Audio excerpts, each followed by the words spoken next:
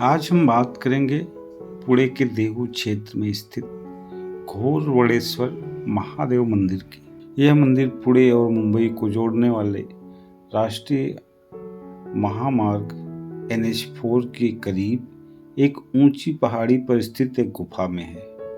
गुफाओं को तीसरी और चौथी शताब्दी ईस्वी के आसपास एक ही चट्टान से काटकर बनाया गया है। चैत्य गृह के समीप ध्यान के लिए 9 कमरे हैं। दीवारों में से एक पर ब्राह्मी लिपि में लिखा एक शिलालेख कहता है कि यह चैत्य गृह धापर की बेटियों द्वारा बुद्ध और संघ को स्नेहपूर्वक समर्पित किया गया है, जो कि भदंत सिंह के शिष्य थे।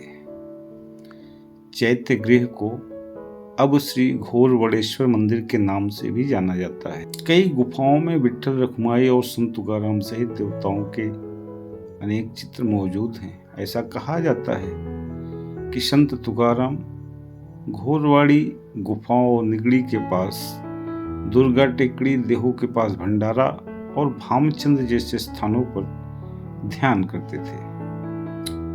एक बड़ी गुफा में शिवलिंग का चित्रण है, जहां लोग महाशिवरात्रि के दौरान शिव का आशीर्वाद पाने के लिए भारी मात्रा में आते हैं। हिंदू कथा के अनुसार गुफा की संरचना और शिवलिंग एक ही पत्थर के हैं, जिससे यह साबित होता है कि मंदिर जितना पुराना है, शिवलिंग भी उतना ही पुराना है। बाद में मध्ययुगीन युग के दौरान दक्खन पठार क्षेत्र पर बौद्ध धर्म का प्रभुत्व हो गया, जिसके बाद हिंदू धर्म फिर से हावी हो गया। हिंदू किंवदंतियों के अनुसार अकाल सहित अपरिहार्य स्थितियों और आपदाओं के कारण इस क्षेत्र में प्राकृतिक सुंदरता खत्म होने लगी। नदियां मर गई, गर्मी के कारण जंगल जलने लगे और इसके प्रभाव से यहाँ की जैव विविधता लुप्त हो गई। इस क्षेत्र के ग्रेट इंडियन बस्टर्ड जैसे अनोखे पक्षी लुप्त होने लगे। इसे रोकने के लिए गांव के लोगों ने इन गुफाओं के अंदर शिवलिंग स्थापित करके शिव की पूजा करना शुरू कर दिया। हालांकि कड़े प्रयासों के बाद भी यहाँ अकाल से राहत नहीं मिली। इन सब के बाद अपने वंश की रक्षा के लिए एक बस्टर्ड पंछी ने शिवलिंग की पूजा करनी शुरू कर दी। विनाशकारी प्रकृति से राहत पाने के लिए एक निर्दोष पक्षी की भक्ति देखकर भगवान शिव प्रकट हुए और उसे वरदान दिया। आज यहाँ भगवान को घोरवडेश्वर के रूप में पूजा जाता है, जो 2 शब्दों घोरड़ और ईश्वर से मिलकर बना। मराठी में घोरड़ शब्द का अर्थ है द इंडियन बस्टर्ड और ईश्वर का अर्थ है भगवान।